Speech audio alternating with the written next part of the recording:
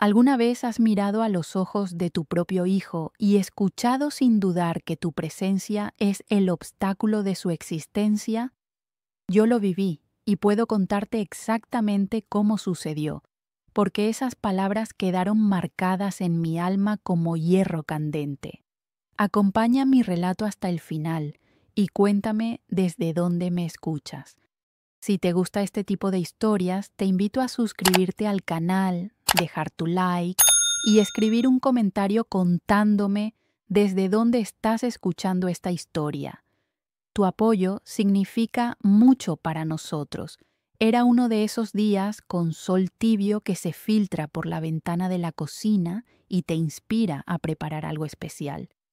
Desperté a las 6 de la mañana, costumbre de toda una vida. Me puse mi bata de seda rosa, esa que siempre me hacía sentir hermosa, incluso a los 68 años, y me dirigí directamente a la cocina. El aroma del café de olla ya llenaba la casa cuando comencé a separar los ingredientes para el pastel de chocolate que mi hijo Rafael siempre había pedido desde niño. Era el cumpleaños número 45 de él, mi primogénito, aquel que cargué en brazos cuando pesaba 3.5 kilos, al que enseñé a caminar sosteniéndolo de mis manos, a quien consolé en cada raspón de rodilla, cada calentura, cada pesadilla de madrugada. El mismo niño al que arrullaba cantando aquella canción de Cepillín que adoraba, que llevaba en brazos cuando tenía miedo de la oscuridad, que lloraba en mi hombro cuando los compañeros de la escuela se burlaban de él. Recuerdo como si fuera ayer el día que nació. Tenía 23 años, era mi primer hijo, y cuando el doctor puso a ese bebecito en mis brazos, sentí un amor que ni sabía que existía. Un amor que duele de tan intenso que te vuelve capaz de cualquier sacrificio. Fue amor a primera vista de esos que uno lee en los libros, pero cree que es exageración. Lo crié prácticamente sola durante años. Mi marido, que en paz descanse, trabajaba viajando, vendiendo refacciones para tractores en el interior. Se ausentaba semanas enteras, regresaba agotado y pronto se marchaba otra vez. Era yo quien despertaba de madrugada cuando Rafael tenía fiebre, yo quien ayudaba con las tareas escolares, yo quien asistía a las juntas de la escuela, yo quien secaba las lágrimas y celebraba los triunfos. Cuando cumplió 15 años, mi esposo murió en un accidente automovilístico en una carretera mojada cerca de Puebla. De un momento a otro, quedé viuda a los 38 años, con un adolescente que criar y toda una vida por delante. Fueron años difíciles, hijita, muy difíciles, pero me las arreglé, trabajé, estudié, construí un patrimonio, todo por él.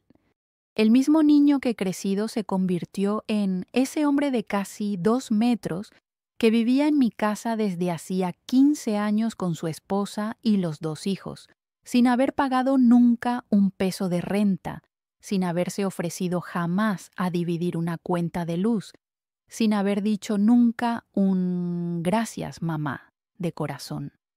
Mientras batía la masa del pastel, con ese ruido agradable de la batidora que siempre me tranquilizaba, me puse a pensar en la fiesta que Patricia, mi nuera, había organizado. Nada muy grande, solo algunos amigos cercanos en el patio de casa. Había insistido en que no me preocupara por nada, que ella se encargaría de todo. Deje que nosotros nos encargamos, suegra. Usted ya hace tanto por nosotros, con esa sonrisa que aún no había aprendido a descifrar bien. Patricia siempre fue así, educada en la superficie, pero con algo detrás que no lograba definir, una frialdad que disimulaba bien. Cuando ella y Ricardo comenzaron a noviar, hace 20 años, pensé que había encontrado una hija. Era cariñosa, me ayudaba en la cocina, preguntaba sobre mi vida. Pero después de que se casaron, después de que vinieron a vivir aquí a casa para ahorrar, las cosas cambiaron. No fue de una vez, fue gradualmente. Un comentario aquí, una mirada allá. Suegra, ¿no cree que está exagerando con la sal?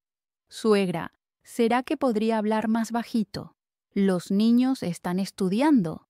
Suegra, ¿está segura de que esa ropa combina? Siempre educada, siempre con esa sonrisa, pero siempre menospreciándome. Y Rafael nunca me defendía, nunca. Cuando intentaba platicar con él sobre algo que Patricia había dicho, respondía: «Ay, mamá, la Pati no quiso decir eso. Usted está interpretando mal».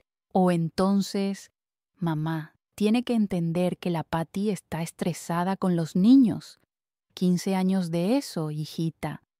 15 años siendo tratada como una visita indeseada en mi propia casa. Pasé toda la mañana en la cocina. Hice el pastel, 3 capas con relleno de cajeta, tal como le gustaba cuando era niño. Preparé antojitos, esos quesadillitas de queso que toda la familia adora con la masa delgadita que solo yo sé hacer. Corté frutas para la ensalada y aún encontré tiempo de hacer mi famoso arroz con frijoles especial con tocino, pasitas y nuez tostadita. La cocina era un caos sabroso. Ollas por todos lados, trastes sucios acumulándose en el fregadero, ese olor bueno de comida casera expandiéndose por la casa. Mi casa siempre olía a comida casera los fines de semana. Así me gustaba. Movimiento, familia reunida, mesa abundante, todo mundo satisfecho. Siempre fue así desde que me mudé acá, hace 25 años. Compré esta casa con el dinero que mi marido dejó del seguro de vida y más los ahorros que había juntado trabajando como secretaria en una empresa de contabilidad. Una casa buena, en una colonia tranquila, con 3 recámaras, patio grande, cochera para 2 autos. El sueño de cualquier familia. Podría haber comprado algo más pequeño, más sencillo, pero pensé en el futuro, en los nietos que aún vendrían, en las fiestas familiares, en los domingos de carne asada. Pensé en ser la matriarca que reuniría a todos, que sería el punto de encuentro de la familia. Y fue exactamente eso lo que pasó, solo que no de la manera que imaginaba. A media tarde comencé a arreglarme. Escogí mi vestido floreado, ese con estampita delicada de flores pequeñas que compré en una tienda elegante del centro. Pinté mis labios con un labial coral suave. Nunca me gustaron los colores muy fuertes, me parecen vulgares. Me puse un perfume francés que me regalaron en Navidad y peiné mi cabello rubio, que me empeño en retocar en la raíz cada mes en el salón de Doña Esperanza. Siempre me he cuidado. Incluso después de que mi marido murió, hace 8 años, nunca dejé que el descuido se apoderara de mí. Camino 3 veces por semana en el parque de la ciudad. Cuido mis plantas. Tengo un jardín que es mi orgullo con rosas, jazmines y una huertita pequeña donde siembro hierbas de olor. Leo mis novelas de revista. Veo mi telenovela de las 7 religiosamente. No soy de esas viejitas que se rinden en la vida solo porque los cabellos se emblanquecieron. Por cierto, mis cabellos ni se han emblanquecido. Me empeño en mantener el rubio dorado que siempre tuve. Retoco la raíz cada mes en el salón de Doña Esperanza. Me hago peinado, corto las puntas, cuido las uñas, uso cremas en la cara. Me visto bien, me gusta sentirme bonita, me gusta recibir piropos, me gusta cuando alguien dice que no aparento la edad que tengo. Porque la verdad, hijita, es que a los 68 años me siento viva. Tengo energía, tengo ganas de hacer cosas, tengo planes. No soy una viejita caduca esperando que llegue la muerte. Soy una mujer que vivió, que perdió, que reconstruyó, que tiene historias que contar y vida que vivir. Pero, aparentemente para ciertas personas de mi familia, yo era solo una carga, un estorbo, una presencia incómoda que obstaculizaba sus planes. Cuando bajé al patio, la fiesta ya había comenzado. Rafael estaba en la parrilla con los amigos, bebiendo cerveza y contando sus chistes de siempre. Los nietos, Mateo de 17 años y Sofía de 13, corrían por el patio jugando a las escondidas entre los árboles que yo misma planté cuando eran bebés. Abuela Rita, qué bueno que llegó. Sofía vino corriendo a abrazarme, toda sudada del juego. Esa niña siempre fue mi consentida, con esos rizos castaños y los ojitos pícaros, incluso ahora, a los 13 años, manteniendo el cariño de siempre. El abuelo está haciendo carne asada. Sonreí y la apreté contra mi pecho. Al menos los nietos aún me veían con cariño. Claro, mi muñeca. Y la abuela hizo pastel de chocolate de ese que les gusta. Patricia apareció a su lado con un vestido amarillo que costó una fortuna. Lo sé porque fue en mi tarjeta. El cabello peinado en el salón y esa sonrisa que ya me estaba molestando. Hola, suegra. Qué linda se ve usted. Ese vestido le quedó padrísimo. Siempre esas pláticas vacías. Halago que no viene del corazón, ¿sabes? Una siente cuando es sincero y cuando es solo educación. La fiesta siguió normal. Yo circulaba entre los invitados, ofreciendo los antojitos, preguntando si alguien quería más refresco, cuidando que nada faltara. Era así como siempre lo hice, cuidar de todo mundo, garantizar que todos estuvieran bien atendidos y satisfechos. Más tarde, a la hora de cantar las mañanitas, todos se reunieron alrededor de la mesa que había arreglado con mi mantel de gancho más bonito, ese que me tomó 2 meses hacer. Ricardo sopló las velitas, todos aplaudieron y fue entonces que comenzaron los brindis. Los amigos de él fueron hablando uno por uno. Desearon éxito, salud, felicidad, esas cosas que siempre se dicen en cumpleaños. Hasta que llegó el turno del propio Rafael. Estaba medio borracho, con esa sonrisa amplia de quien bebió más de la cuenta, sosteniendo el vaso de cerveza en la mano derecha y gesticulando con la izquierda. Los ojos medio vidriosos, el cabello despeinado, la camisa polo clara que le compré medio arrugada. Gente, muchas gracias por estar aquí celebrando conmigo. Comenzó y todos hicieron silencio para escuchar. A los 45 años uno se pone a reflexionar sobre la vida, ¿no? En lo que hemos logrado, en lo que aún queremos lograr. Hasta ahí todo normal. Yo estaba al lado de la mesa, con las manos apoyadas en la orilla, sonriendo orgullosa de mi hijo, mi primogénito, el hombre que crié prácticamente sola después de que murió el papá, que sostuve, que siempre apoyé en todas las decisiones. Fue entonces que continuó. ¿Y saben cuál sería el mejor regalo de cumpleaños para mí? Hizo una pausa dramática, miró alrededor con esa sonrisa de pícaro y soltó. Sería que ciertas personas que viven aquí desaparecieran para siempre de mi vida. Todos rieron, se carcajearon fuerte, como si fuera la cosa más graciosa del mundo. Patricia rió también, moviendo la cabeza como diciendo, este Ricardo siempre tan bromista. Hasta algunos invitados que ni me conocían bien rieron junto, pero yo no reí porque entendí. Sabía exactamente hacia quién estaba mirando cuando dijo ciertas personas. Nuestros ojos se cruzaron por un segundo, solo un segundo, pero fue suficiente para ver que no era broma. Sentí como si alguien hubiera metido un cuchillo en mi pecho y lo hubiera girado lentamente. La boca se me secó, el corazón se disparó, las piernas temblaron. Por un momento pensé que me iba a desmayar ahí mismo enfrente de todo mundo. Me tragué el llanto. Aprendí eso muy bien a lo largo de los años y seguí sonriendo. Porque eso es lo que hace una madre, ¿verdad? Sonríe aunque esté sangrando por dentro. Aplaudí junto con los otros, como si también me pareciera gracioso.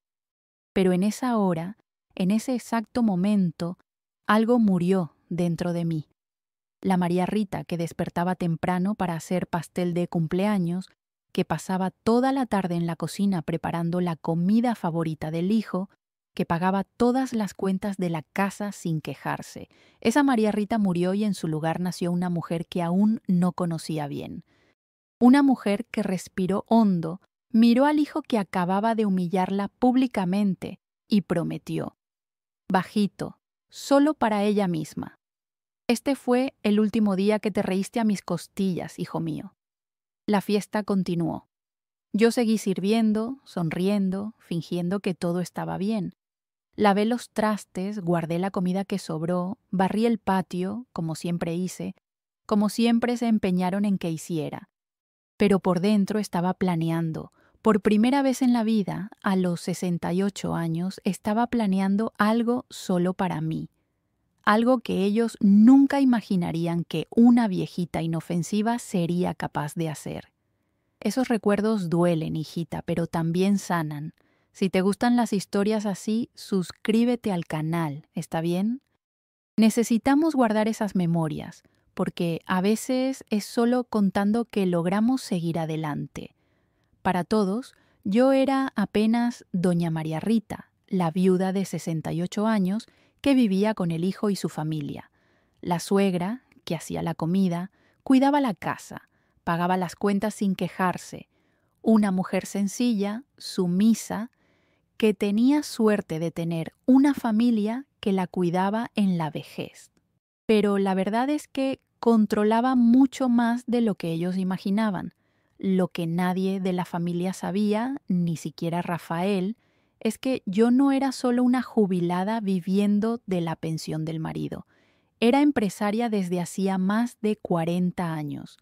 Todo comenzó cuando mi marido murió y necesité arreglármela sola. Además del trabajo como secretaria, empecé vendiendo dulces y antojitos a los compañeros de la oficina. Era un ingreso extra pequeño, pero me dio una idea. Con el dinero del seguro de vida, en lugar de solo comprar la casa, invertí la mitad en una pequeña fonda en el centro de la ciudad. Al principio, yo misma trabajaba ahí todos los días. Despertaba a las 4 de la mañana, preparaba los antojitos, abría el local a las 6, atendía clientela hasta mediodía, cerraba, venía a casa, cuidaba a Ricardo adolescente, regresaba para cerrar la fonda a las 7 de la noche. Era pesado, pero estaba construyendo algo mío. En 2 años, la fonda estaba dando tanto ganancia que logré abrir una segunda, después una tercera. Contraté empleados, aprendí sobre administración, tomé curso de gestión empresarial en las noches.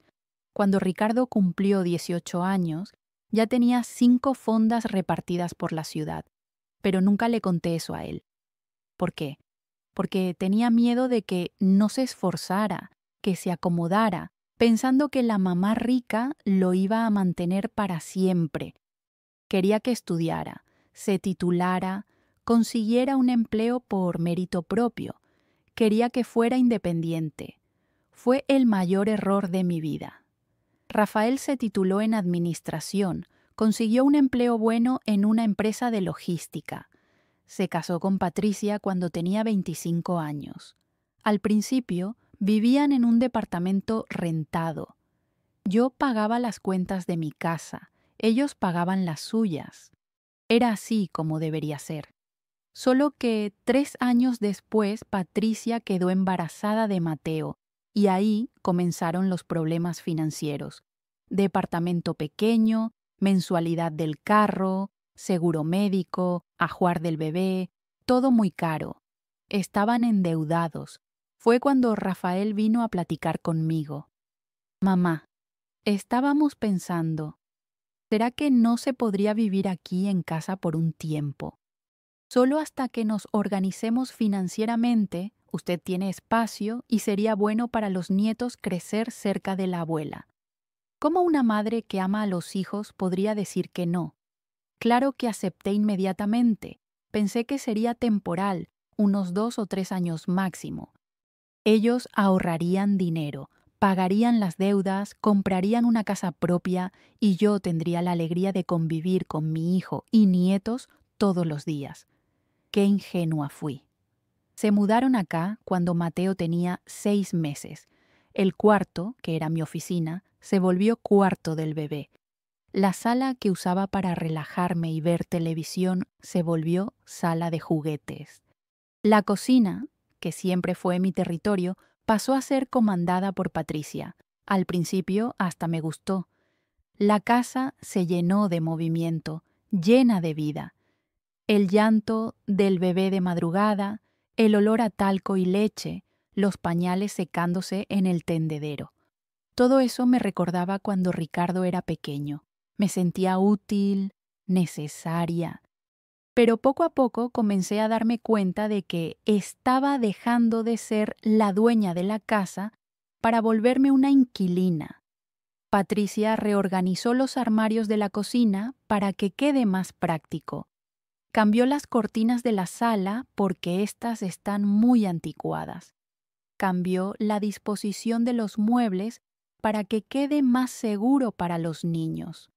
Todo cambio venía acompañado de una justificación cariñosa, pero el resultado era siempre el mismo.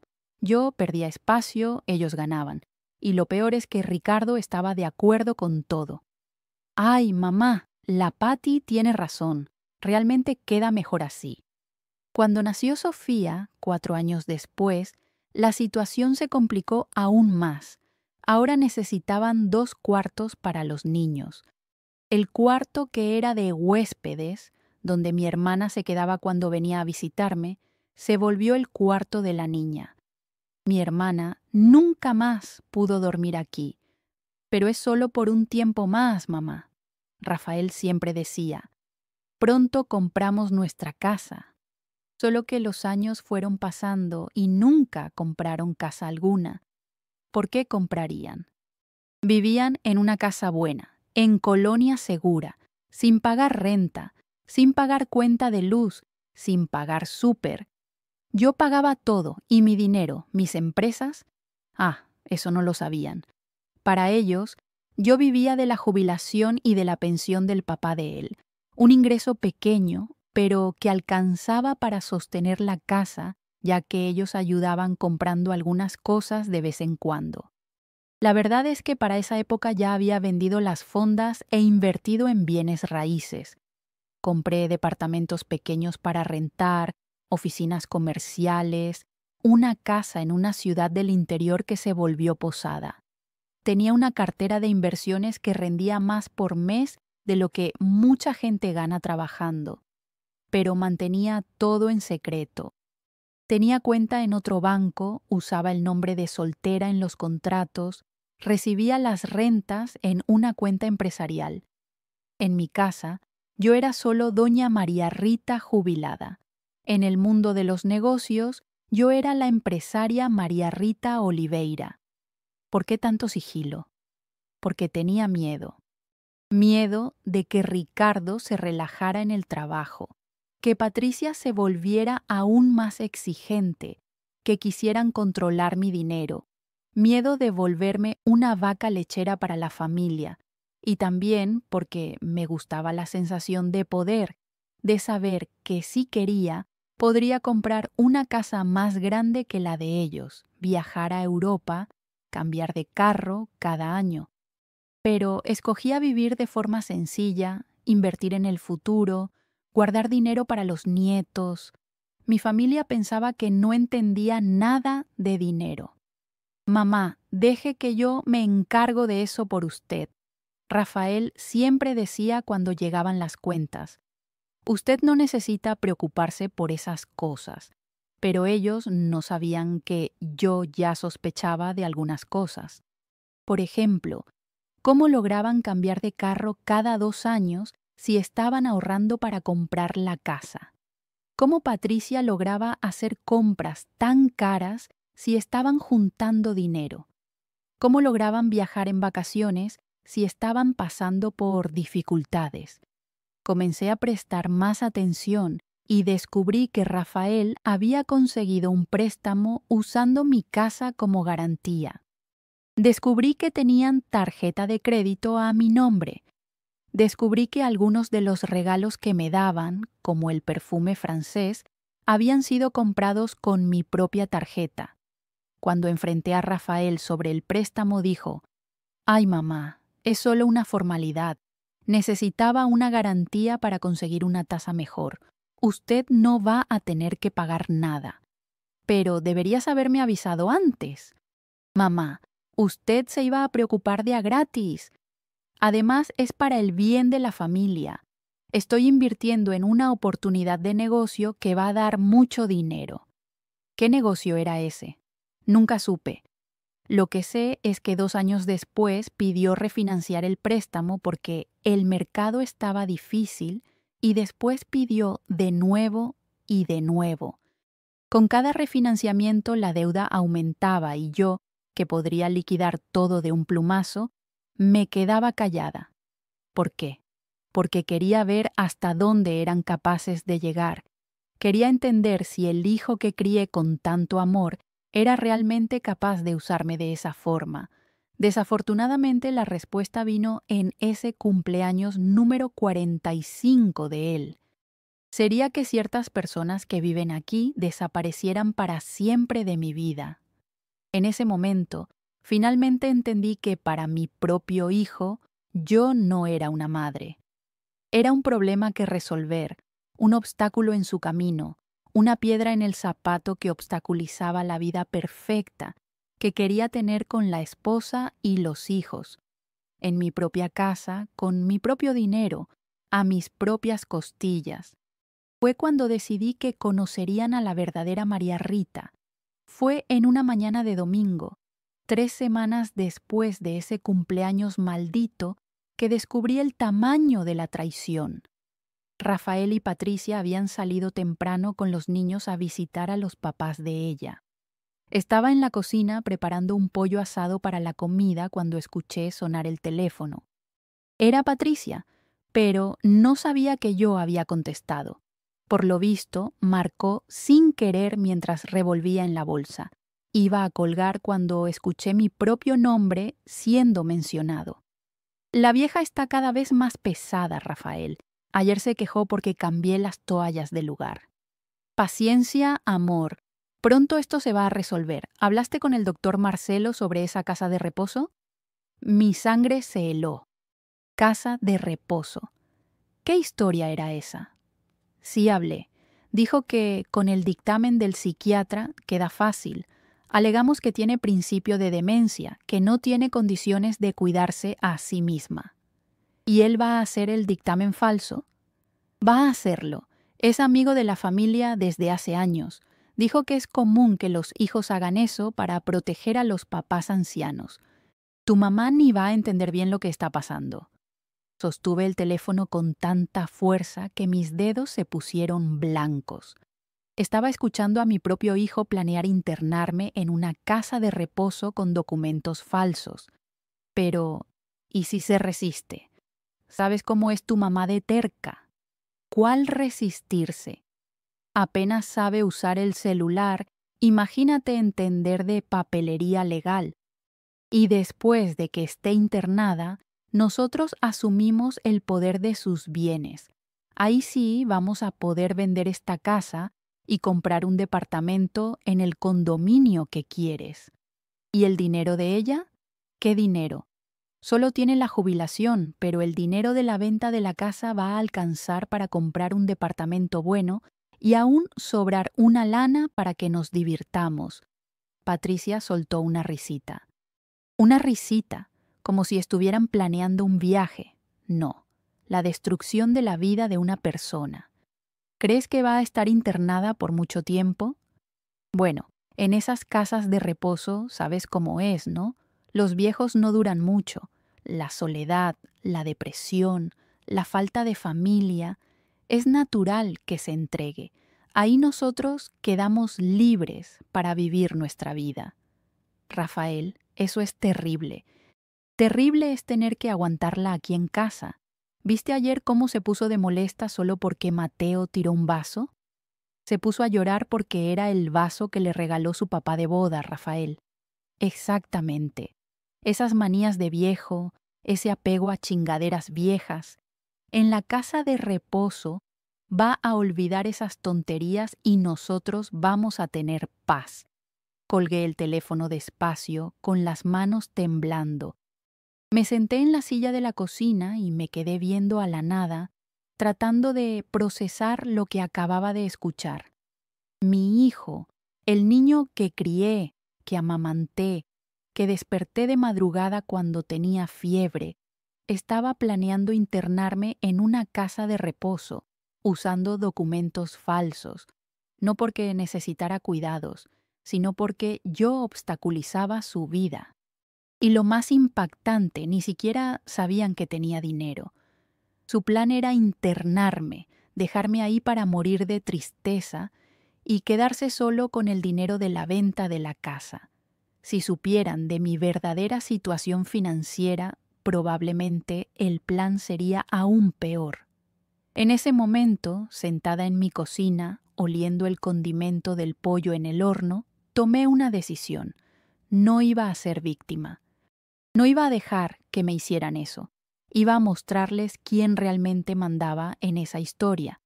Pero primero necesitaba tener certeza absoluta de lo que estaba pasando. Durante las semanas siguientes, comencé a prestar atención a todo.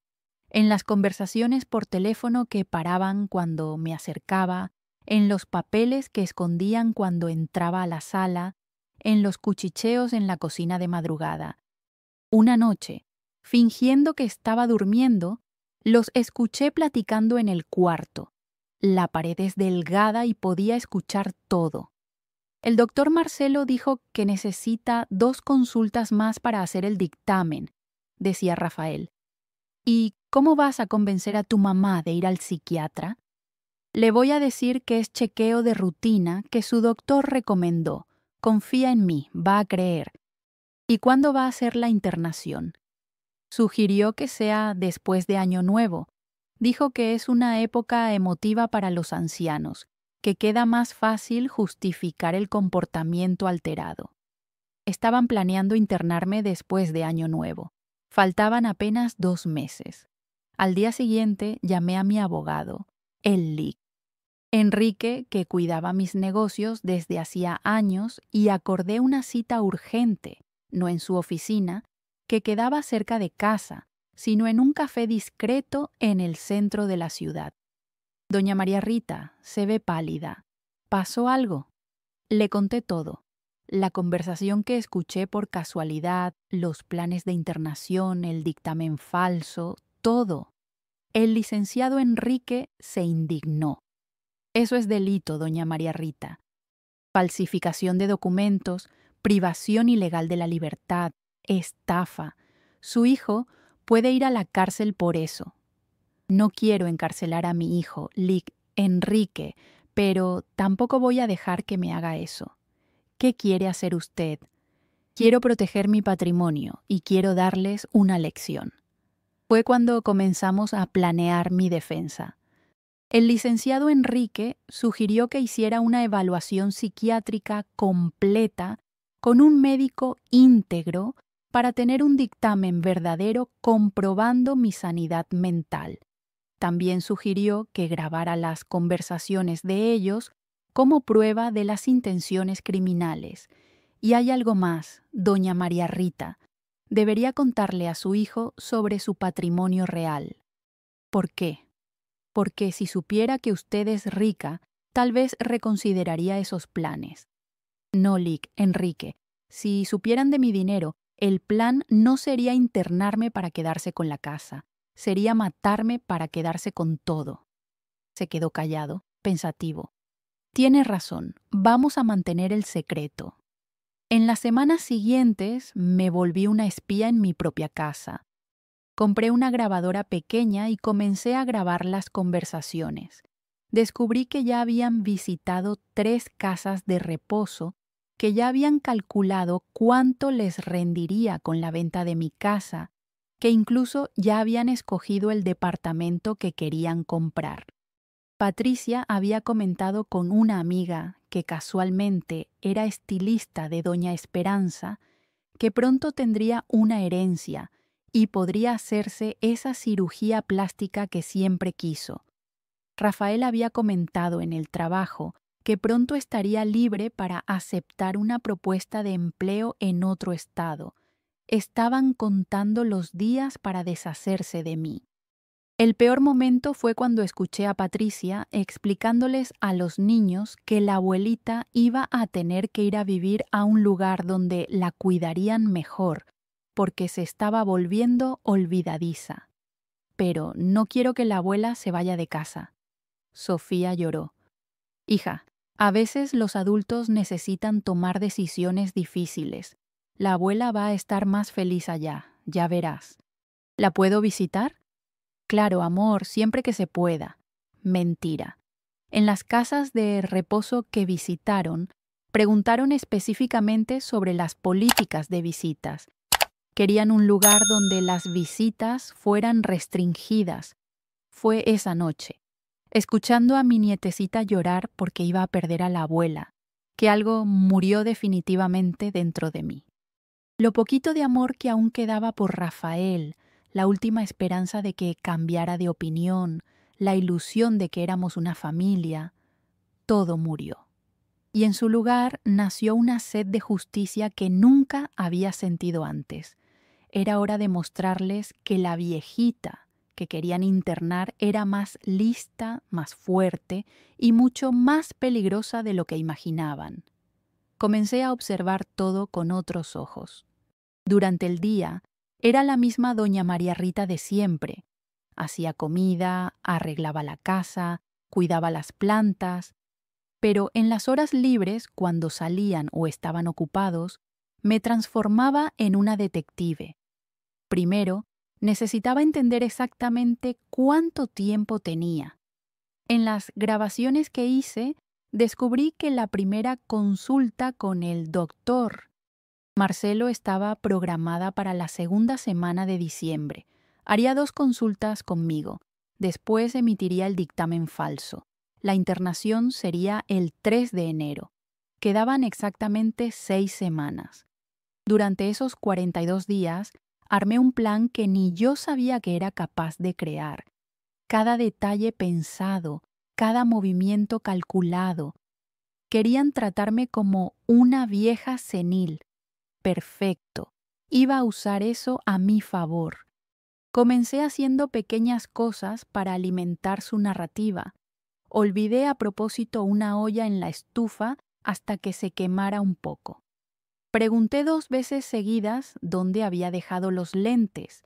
Llamé a Mateo Bruno, nombre del hijo de la vecina, enfrente de Patricia.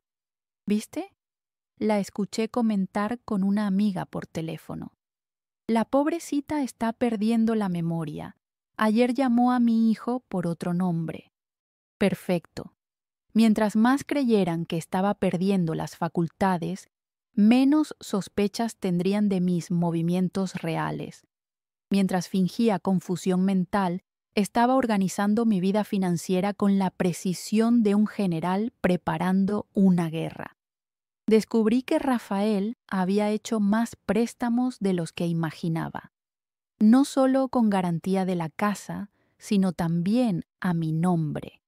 Tenía acceso a mis documentos y usaba eso para conseguir crédito. La deuda total estaba en más de 500,000 pesos. Lo más indignante, en los contratos se presentaba como mi apoderado legal, por estar yo con problemas cognitivos. ¿Cuánto tiempo llevaba preparando esta farsa? Llamé a todos los bancos y cancelé las tarjetas que estaban a mi nombre, pero que él usaba. Cambié todas las contraseñas de mis cuentas, revoqué cualquier poder que pudiera haber firmado sin prestar atención. Pero el movimiento más importante fue platicar con el LIC, Enrique, sobre la venta de la casa. ¿Está segura, doña María Rita? Es una decisión drástica. Estoy segura, Lic. Enrique. Ellos quieren esta casa, entonces van a verla salir de sus manos, pero necesita hacerse con total discreción. Puse la casa en el mercado a través de una inmobiliaria de otra ciudad. El comprador sería una empresa fantasma que el Lic Enrique creó especialmente para eso. Oficialmente sería una venta para liquidación de deudas. En la práctica, estaba transfiriendo mi propio patrimonio de una mano a otra. El valor de la venta cubriría todas las deudas que Rafael hizo a mi nombre y aún sobraría una cantidad considerable, pero esa parte solo la descubrirían después. Mientras tanto, intensifiqué mi actuación de viejita confundida. Comencé a repetir historias viejas, a preguntar cosas obvias, a confundirme con fechas, siempre enfrente de ellos, siempre dando la impresión de que mi mente realmente estaba fallando. Rafael se puso eufórico. Mamá, ¿no cree que sería mejor buscar un doctor? Está un poco olvidadiza últimamente. ¿Olvidadiza? Yo. Qué tontería, hijo mío, estoy bien. Pero ayer preguntó 3 veces qué hora era. ¿Pregunté? Fingí indignación. Ustedes están imaginando cosas. Patricia y él intercambiaron esa mirada cómplice que ya conocía bien. Estaban convencidos de que el plan estaba funcionando. Durante las investigaciones descubrí algo aún más impactante. Husmeando en el cajón del cuarto de ellos, cuando salieron de compras, encontré papeles de la inmobiliaria donde ya habían estado buscando departamento. No cualquier departamento, un penthouse de 4 recámaras en un condominio de lujo. ¿Cómo pretendían pagar eso con el dinero de la venta de mi casa? La respuesta estaba en una carpeta escondida detrás del ropero. Habían conseguido un financiamiento preaprobado, usando como garantía no solo el valor de mi casa, sino también una declaración falsa de ingresos, donde Rafael se presentaba como empresario, con ganancias de 25,000 pesos mensuales. Mi hijo se había vuelto un criminal profesional y yo ni lo sabía. Fue entonces que entendí que mi plan original, solo vender la casa y irme, no sería suficiente. No merecían solo perder la casa, merecían enfrentar las consecuencias de todos los delitos que estaban cometiendo. Programé una segunda cita con el Lic. Enrique, esta vez en su oficina, ya no me importaba si alguien me veía. Lic, Enrique, quiero hacer más que proteger mis bienes. Quiero que paguen por lo que están haciendo. ¿Está hablando de denuncia penal? Estoy hablando de justicia. Se quedó pensativo. Tenemos evidencias de falsificación de documentos, estafa, uso indebido de documentos. Es suficiente para una condena, pero no quiero solo verlos presos. Quiero que sientan en carne propia lo que es perder todo, como querían hacerme a mí. Fue cuando el Lic Enrique sugirió el plan final. ¿Y si usted desapareciera, doña María Rita? ¿Cómo? Que se esfumara de verdad. El día que menos lo esperaran, usted simplemente ya no estaría aquí. Dejaría una carta explicando que descubrió todo y que se fue. Quedarían desesperados, sin saber si usted está bien, si los va a denunciar, cuándo puede regresar. La idea me fascinó. ¿Y dónde me quedaría? Tengo una propiedad en el interior, un rancho que uso para descansar los fines de semana. Podría quedarse ahí el tiempo que quisiera. Lugar bonito, tranquilo, lejos de todo. ¿Y la casa? La venta ya estaría finalizada. Cuando regresaran de algún paseo encontrarían la casa vendida, a usted desaparecida y una montaña de deudas que pagar solos. ¿Y los niños? Van a sufrir. Elis. Enrique me miró con cariño. Doña María Rita, ¿ya pensó cuánto iban a sufrir viendo a la abuela siendo internada contra su voluntad en una casa de reposo? Al menos así van a saber que la abuela está bien, solo está lejos. Tenía razón. Era mejor que supieran que estaba libre en algún lugar que verme siendo llevada a la fuerza para morir de tristeza en una institución. Decidimos que la desaparición sería el fin de semana del 13 y 14 de diciembre. Habían acordado ir a la fiesta de cumpleaños del papá de Patricia en una ciudad a 3 horas de aquí. Dormirían allá y regresarían el domingo por la tarde. Sería el tiempo perfecto. Pasé las semanas siguientes organizando todo en los más mínimos detalles. Separé la ropa que llevaría, pocas piezas para no despertar sospechas. Organicé mis documentos importantes. Transferí todo el dinero de las cuentas que conocían a cuentas que ni soñaban que existían. Lo más difícil fue preparar las cartas, una para Rafael y Patricia, otra para los nietos. En la carta para ellos conté que había descubierto el plan de internación, que sabía de todas las deudas contraídas a mi nombre, que estaba cansada de ser tratada como un estorbo. Expliqué que la casa estaba vendida para liquidar las deudas que hicieron y que tendrían que arreglárselas solos de ahí en adelante. En la carta para Mateo y Sofía, escribí que la abuela necesitaba irse a un lugar tranquilo, pero que seguiría amándolos para siempre.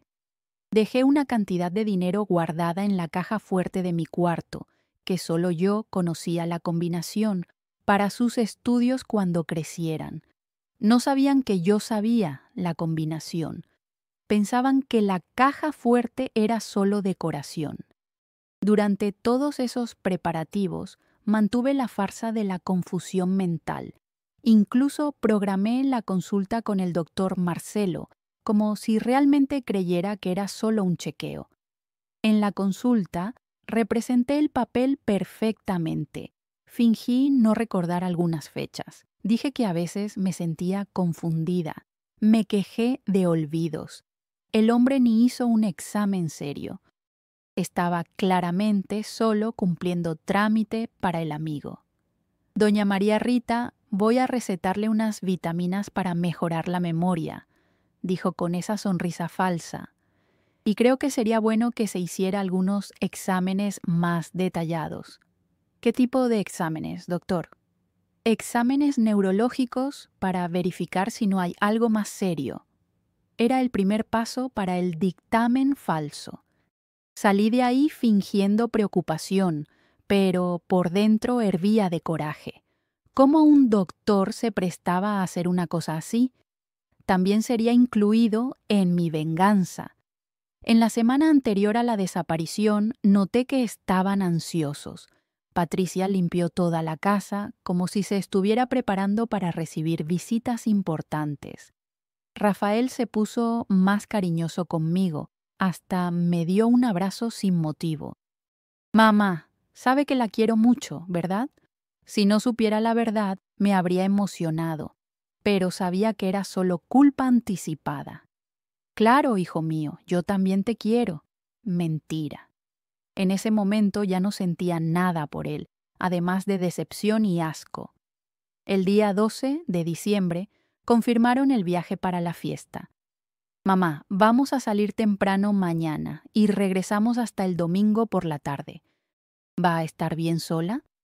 Claro, voy a aprovechar para descansar. Si necesita algo, llámele a doña Marisa, dijo Patricia refiriéndose a la vecina. Puede dejar. Ni imaginaban que cuando regresaran el domingo encontrarían una casa vacía y una vida completamente diferente. La venganza estaba lista para ejecutarse.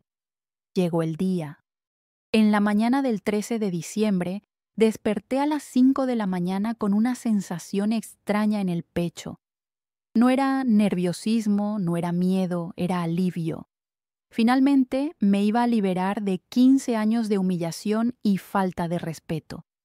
Los escuché arreglándose, arrastrando las maletas, conversando bajito para no despertarme.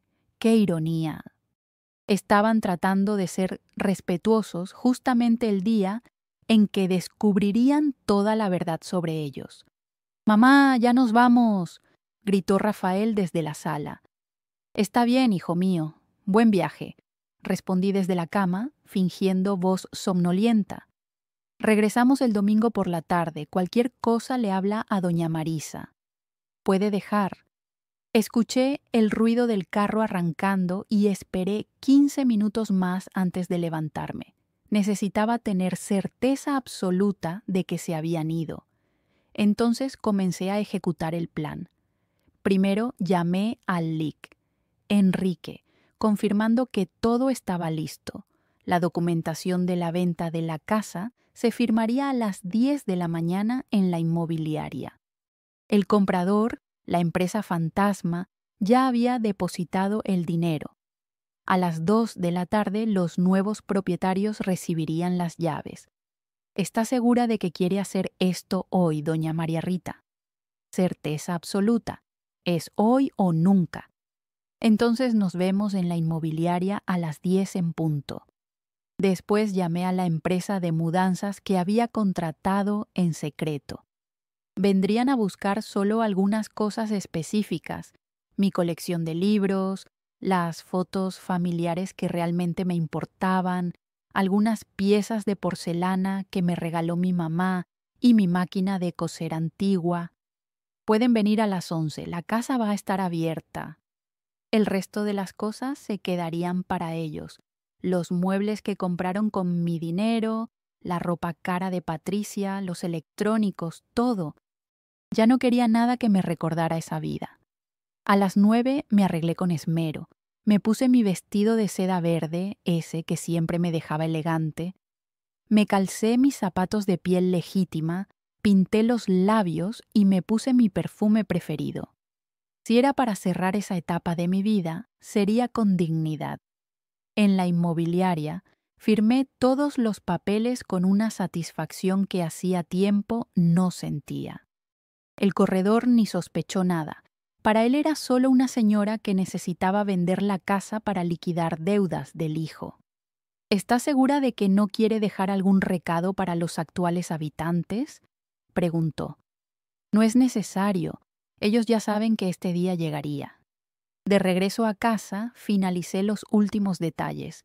Puse las cartas que había escrito en lugares estratégicos.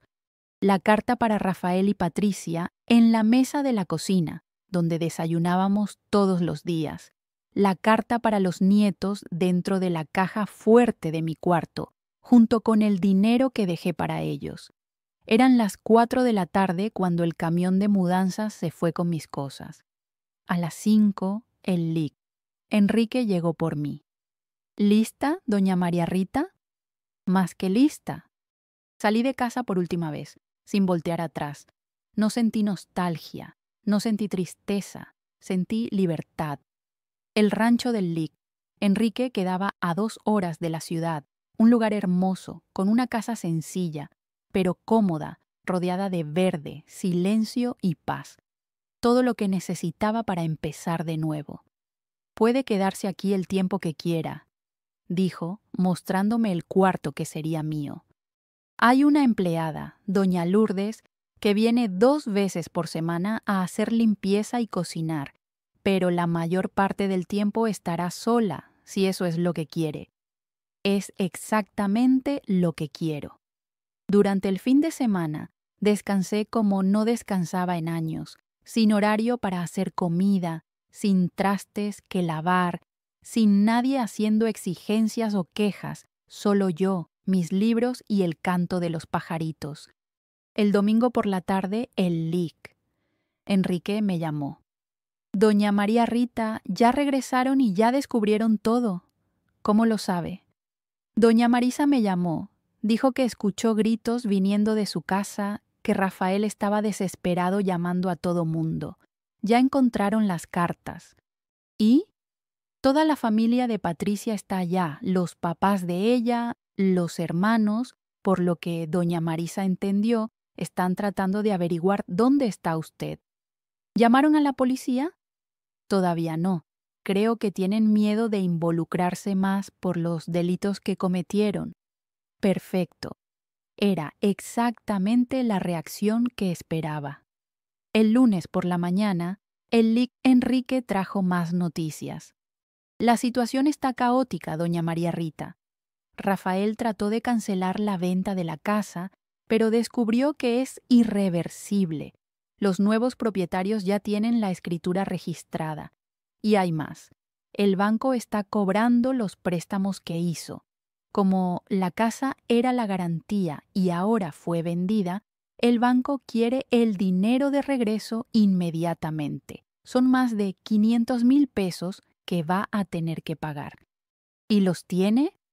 Claro que no. Está desesperado, llamando a todo mundo tratando de conseguir dinero prestado. Era mejor de lo que había imaginado. No solo perdieron la casa, sino que además se quedaron con una deuda imposible de pagar. Y Patricia, según doña Marisa, está furiosa. Peleó con Rafael, dijo que la culpa era de él por haber subestimado a usted. Amenazó con irse de casa con los niños. ¿Y los niños? Están en casa de los abuelos maternos. Patricia no quiso que vieran la confusión. Mateo hasta trató de defenderla a usted. Dijo que los papás estaban equivocados. Aunque tuviera 17 años, entendió que algo estaba muy mal en toda la historia. Al menos eso, los niños estaban protegidos del caos que crearon los papás. El martes recibí una llamada que no esperaba. Era Rafael. ¿Cómo consiguió mi número? Enrique me explicó. Doña Marisa le dio el número de la oficina. Dijo que tal vez yo sabría dónde estaba usted. Dudé antes de contestar, pero la curiosidad fue mayor. Mamá, ¿es usted?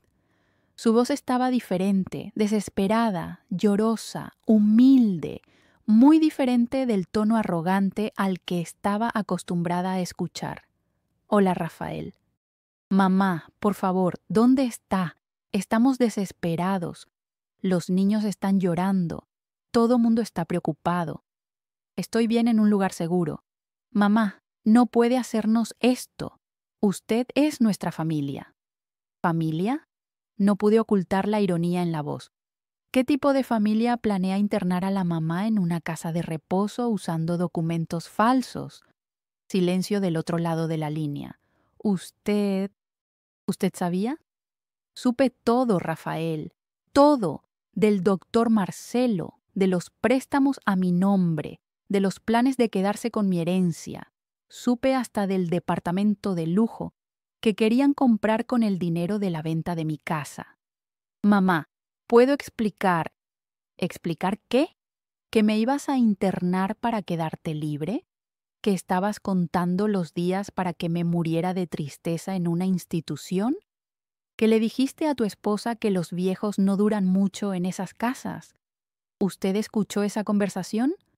Escuché todo, hijo mío, y grabé también. Otro silencio, más largo esta vez. Mamá, sé que me equivoqué, sé que fui terrible, pero no puede abandonarnos así. No sabemos ni dónde van a vivir. Ah, ahora se preocupan por mí. Qué curioso cómo aparece la preocupación cuando me necesitan, ¿verdad? Por favor, ¿podemos platicar, resolver esto? ¿Puede regresar a casa? ¿Qué casa, Rafael? La casa fue vendida. Están desalojados. ¿Pero cómo? ¿Cómo pensaste que iba a pagar las deudas que hiciste a mi nombre? 500,000 pesos no es broma, hijo mío. ¿Usted tenía todo ese dinero? Era la hora de la revelación final. Rafael, siempre tuve dinero, mucho dinero. Soy empresaria desde hace 40 años. Tengo patrimonio suficiente para comprar 10 casas como esa. Pero nunca lo supieron porque nunca se interesaron por quién soy realmente. Para ustedes, yo era solo una vieja inútil que pagaba las cuentas. ¿Mamá? ¿Y sabes qué es lo más triste? Si me hubieran tratado con cariño, con respeto, habrían tenido acceso a todo eso. Tiraron a la basura una fortuna por codicia y falta de amor. ¿Nos puede ayudar ahora, por favor? Puedo, pero no voy a hacerlo. ¿Por qué? Porque necesitan aprender que las acciones tienen consecuencias, que no se trata a la familia como me trataron, que una madre no es basura que se tira cuando ya no sirve. Mamá, los niños van a estar bien. Dejé dinero para sus estudios. Cuando crezcan y quieran buscarme, estaré aquí. Pero ustedes Ustedes hicieron su elección cuando decidieron que yo estorbaba en sus vidas. ¿Va a regresar algún día? No lo sé, Rafael. Depende de que ustedes demuestren que realmente cambiaron y que se arrepienten de verdad. ¿Cómo podemos demostrar eso? Empezando a vivir con honestidad, pagando las deudas que hicieron, criando a los hijos con dignidad, dejando de buscar atajos en la vida. Y si lo logran, ahí, tal vez, solo tal vez, considere tener una familia otra vez. Colgué el teléfono y me quedé viendo el jardín del rancho, las flores meciéndose en el viento, el sol de la tarde dorado, el silencio absoluto. Por primera vez en décadas estaba en paz. Ya ni pensaba que contaría esto algún día, pero quién sabe si alguien se siente sola escuchando. Después de esa llamada, vivo en una realidad que jamás imaginé a los 68 años. Despierto cuando quiero, tomo mi café en la terraza, viendo las montañas, cuido la pequeña huerta que sembré y leo mis libros en paz absoluta. El rancho del Lic. Enrique se volvió mi casa de verdad. Le compré la propiedad y reformé todo a mi gusto. Ahora tengo 3 recámaras, una para mí, una para visitas y una que se volvió mi oficina, donde administro mis inversiones por la computadora que finalmente aprendí a usar bien. Doña Lourdes se volvió más que empleada, se volvió compañía. Vive en una casita en el fondo y cocinamos juntas. Platicamos sobre la vida, vemos novela en la noche. Es el tipo de convivencia que siempre quise tener en familia, pero nunca tuve. Las noticias sobre Rafael y Patricia me llegan a través de doña Marisa, que aún mantiene contacto con el Lic, Enrique. Y mira nomás cómo da vueltas la vida. Tuvieron que mudarse a un departamento pequeño, en una colonia lejana, rentado. Rafael perdió el empleo. La empresa descubrió sobre los préstamos fraudulentos y no quiso asociarse con alguien con problemas en la justicia. Así es, terminó respondiendo penalmente por los documentos falsificados. Patricia regresó a trabajar en una tienda de ropa, ganando salario mínimo. Los sueños de departamento de lujo y cirugía plástica se volvieron pesadilla de cuenta atrasada y nombre en buró de crédito. Pero ¿saben cuál fue la mayor lección para ellos? Descubrir en carne propia lo que es depender de la buena voluntad de otros. Los papás de Patricia ayudaron al principio, pero después de algunos meses se cansaron de mantener a la familia. Ustedes son adultos, arréglenselas, fue lo que dijo el suegro de Rafael, las mismas palabras que les habría gustado decirme a mí. ¿El doctor Marcelo? Ah, ese tuvo lo que merecía, el Lic.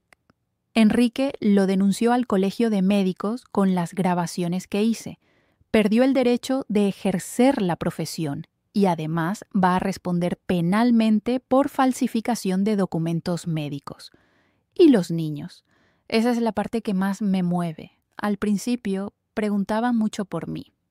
Doña Marisa contó que Sofía, aún con 13 años, lloraba todas las noches preguntando dónde estaba la abuela Rita.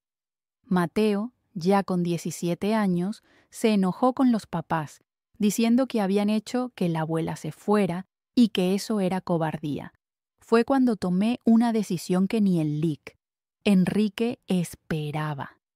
3 meses después de mi fuga, llamé a la escuela de los niños y dejé mi número con la directora. Si algún día quieren hablar conmigo, tienen autorización, dije. Una semana después recibí la llamada más dulce de mi vida. Abuela Rita, soy Sofía. Lloré como niña. Hola, mi muñeca. ¿Cómo lograste llamarme? La maestra de la escuela me dejó. Abuela, ¿por qué se fue? ¿Hicimos algo malo nosotros? No, mi amor, ustedes no hicieron nada. La abuela tuvo que irse porque estaba triste, pero no era por ustedes. ¿Puede regresar? No puedo, Sofía, pero ustedes pueden venir a visitarme si quieren. ¿Cómo? Pregúntenles a sus papás si los dejan pasar un fin de semana aquí con la abuela. Claro que Rafael y Patricia no quisieron ni oír hablar del asunto, pero los niños insistieron tanto que terminaron cediendo. Tal vez porque estaban desesperados y pensaron que podría ayudarlos económicamente si demostraban buena voluntad. El primer encuentro fue tenso. El Lic Enrique fue a buscar a los niños en una ciudad intermedia, donde se encontraría con Rafael. No querían saber dónde vivía. Cuando vi a mis nietos bajándose del carro, mi corazón casi explotó de alegría.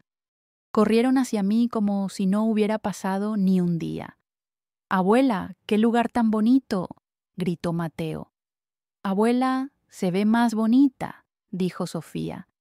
Y era verdad, sin el estrés de vivir pisando huevos, sin tener que aguantar humillaciones todos los días, había rejuvenecido. Estaba más animada, más sonriente, más yo misma. Pasamos un fin de semana maravilloso. Le enseñé a Sofía a hacer un pastel especial. A los 13 años ya tenía manos hábiles en la cocina. Mateo, con sus 17 años, me ayudó a arreglar un portón que estaba trabado y platicamos sobre sus planes para la universidad. Comimos juntos, conté historias de la familia, jugamos cartas en la noche, todo lo que siempre quise hacer, pero nunca podía, porque siempre había alguna tarea doméstica esperando. Cuando el Lic Enrique fue a llevarlos de regreso, Sofía preguntó: «Abuela, ¿no extraña la casa?» «No, mi muñeca. Esta de aquí es mi casa ahora, y ustedes siempre serán bienvenidos aquí». Mateo, siempre más directo a los 17 años, dijo: «Abuela, yo sé que mi papá hizo cosas malas. Lo vi escondiendo papeles, escuché discusiones raras. Usted hizo bien en salirse de esa confusión». «¿Y de papá y mamá?», respiré hondo. «Extraño al papá que crié, no al hombre en que se convirtió. Si algún día vuelve a ser ese niño cariñoso que conocí, tal vez lo extrañe». Sí, desde entonces, los nietos vienen a visitarme una vez por mes. Es un acuerdo que hice con Rafael. Pueden venir, pero él no tiene derecho de saber dónde me quedo ni de tratar de convencerme de regresar.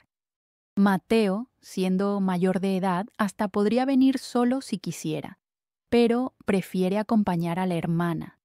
¿Y saben qué? Estas visitas han sido las mejores de mi vida. Sin el estrés de la convivencia diaria, sin los papás interfiriendo, mis nietos y yo creamos una relación verdadera. Sofía me cuenta sobre la escuela, los amigos, los primeros coqueteos de la adolescencia. Mateo me platica sobre el examen de admisión, sobre sus planes de estudiar ingeniería, sobre cómo ve el futuro.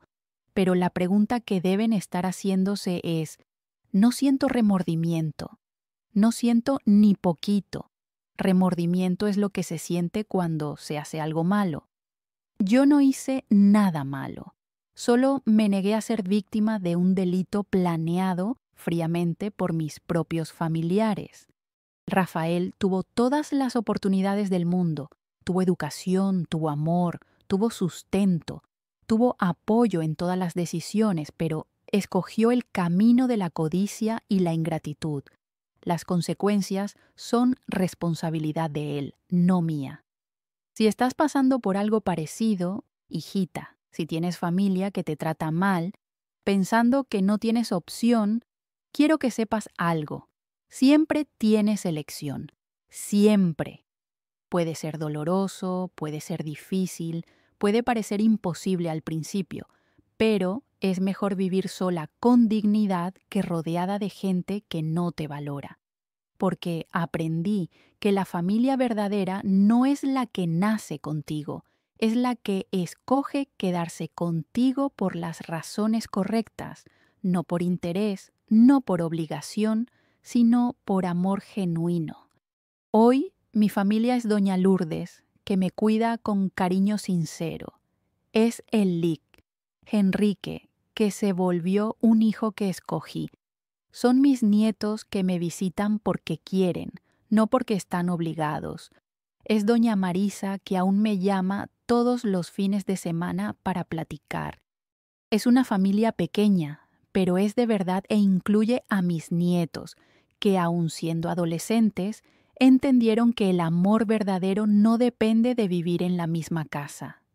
Y Rafael aún me llama de vez en cuando, ya no desesperado como esa primera vez, sino humilde, pidiendo disculpas, tratando de reconstruir algo. En la última plática dijo: «Mamá, sé que no lo merezco, pero ¿cree que algún día me pueda perdonar?» Rafael, ya te perdoné. Perdonar es para mi bien, no para el tuyo. Pero perdonar no significa olvidar y mucho menos volver a ser como era antes. ¿Y si cambio?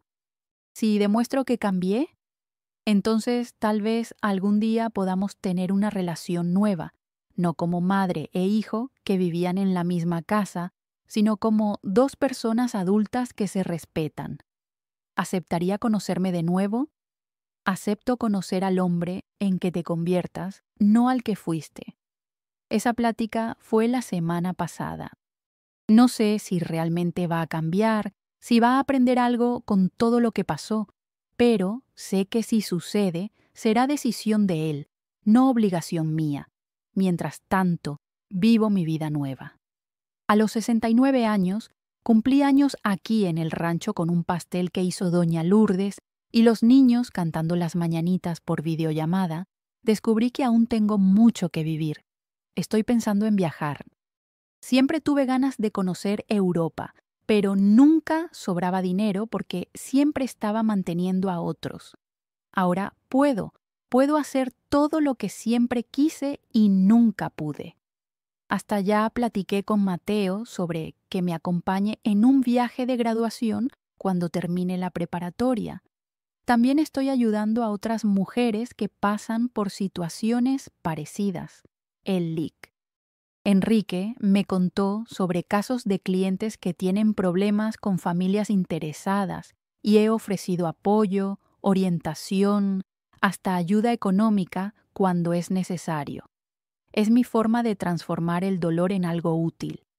Si hay algo que quiero dejar claro para quien me está escuchando, es esto.